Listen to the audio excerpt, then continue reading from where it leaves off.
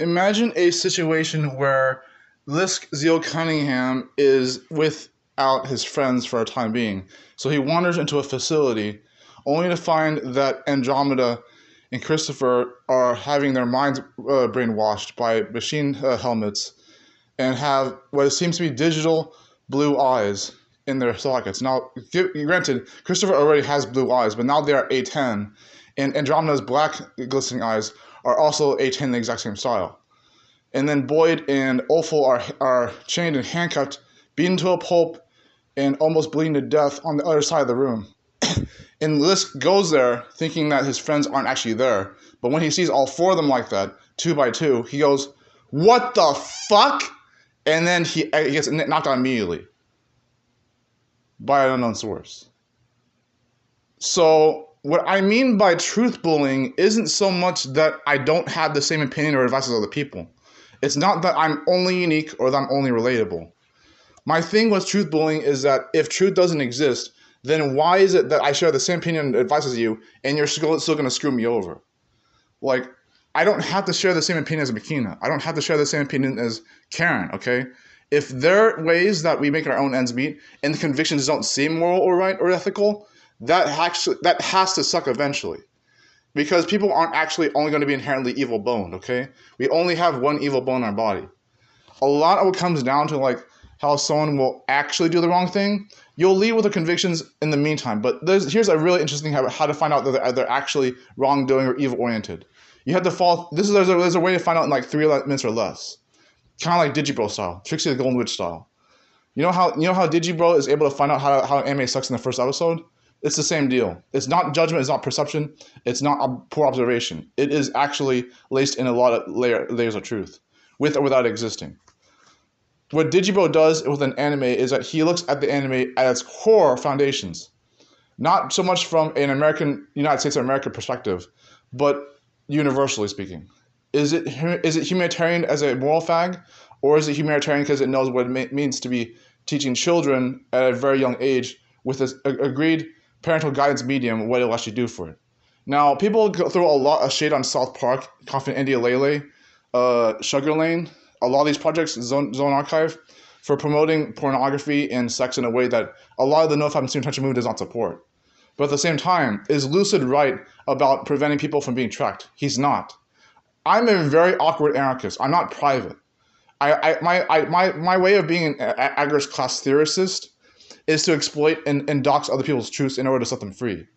This is something that would probably piss Segura off. Because if I don't even set myself free, then how do I know how to teach people how to do that, like Makina? So Makina's opinion that Neo Nazis are not good people isn't because she doesn't want to actually respect people in the first place. It's not that she never wants to be nice. The quote-unquote be nice thing is not actually a bad thing in itself. But the problem is that people act like they know what they're doing when they are only stoic or they are never actually respectful. It is a very hard way to deal with that when you know you have been nice the entire time, like kind of like a Piscean perspective of that, where you've only been nice like Anika O'Brien, Anika Skywalker. And the second someone criticizes you for being mean, you've only been nice the entire time, and that's already going to be misogynistic. It sucks. It really does. Makina has to protect herself. If she doesn't, people will just continue to step all over her like a stepping mat, and they'll step over people like me who know the difference.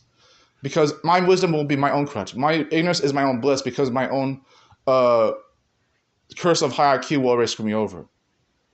I'm going to push for another 4 minutes. I was already playing 8 anyways. Just recently, I was making, my bromelain tincture thing.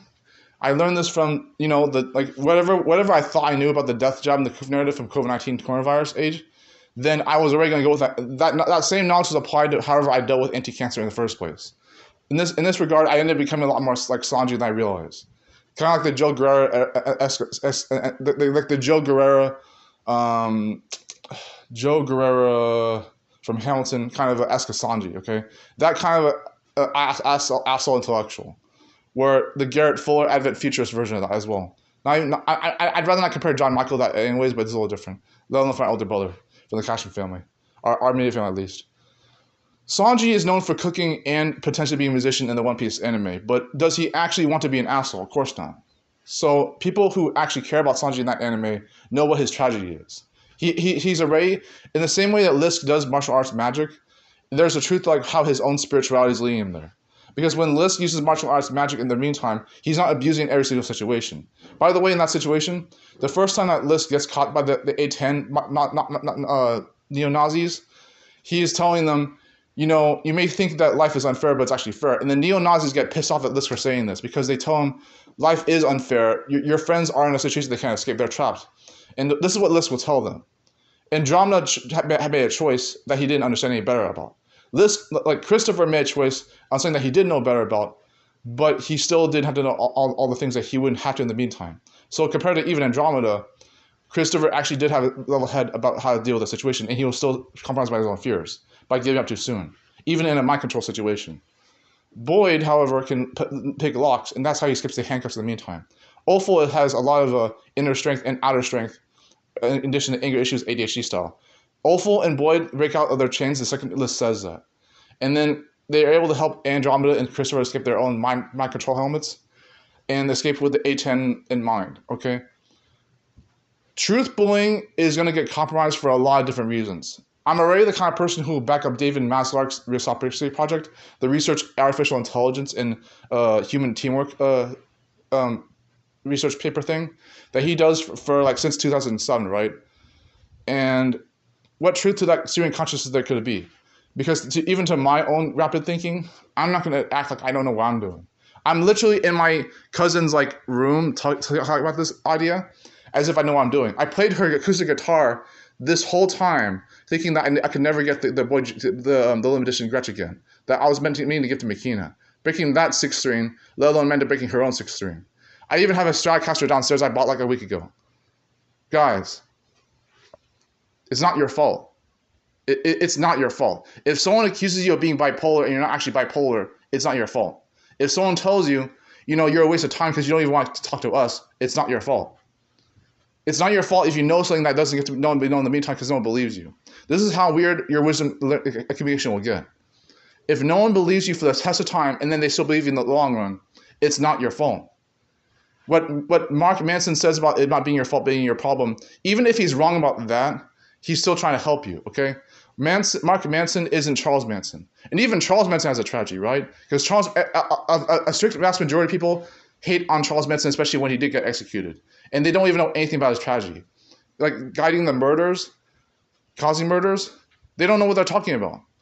They actually don't know what they're talking about. And it makes no difference for me if Vimeo will label my videos mature over like the last 6 years, than even if I was going to be wrong while I was doing it, okay? My own tragedy, everyone's tragedy, every single one of us has a tragedy.